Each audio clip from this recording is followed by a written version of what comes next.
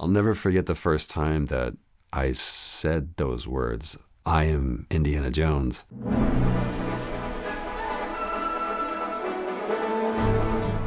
Every kid running around in their backyard always wanted to be Indiana Jones. It's surreal, man. Watch me. I grew up with Indiana Jones. Every single movie, every single chapter. I remember seeing the first Indiana Jones in a drive-in theater. I remember when I was a kid, Christmas time, they used to play all the classic movies on TV, and of course they played Indiana Jones. It was a big part of my childhood. What attracts people to Indiana Jones is that here we are faced with an adventurer that has no superpowers. He's human, just like they are. He's not a ninja. He's not a secret agent. Every punch he throws is a haymaker. Every fall is just full sail. He's a very real, grounded kind of hero. What were you doing out there? Fresh air! He is the ultimate adventurer. Flawed, of course, as any good hero is. This place gives me the heebie-jeebies. Gina! Scared of snakes? Not a chance. And of course, you got the trademark fedora.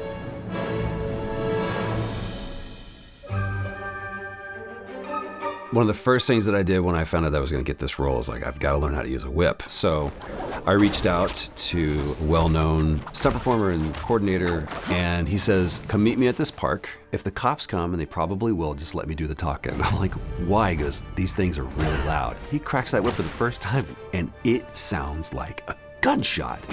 And I actually even got my own whip, and I showed up on set, and they looked and they're like, what's that? I was like, that's my whip. They're like, no, it's not. That goes over here. Here is a rope, because this is a safe place and we're not gonna have you using a weapon inside all this incredible facility. So I never actually got to use a whip. They don't let me use a whip anymore. Setting my lines. So much of this character is based in his movement and just his physicality. So that's obviously something that we wanted to get right. We wanted to feel authentic to Indy. I'll knock your teeth out. Part of that process becomes, how does Indy stand? How does Indy run? How does Indy move?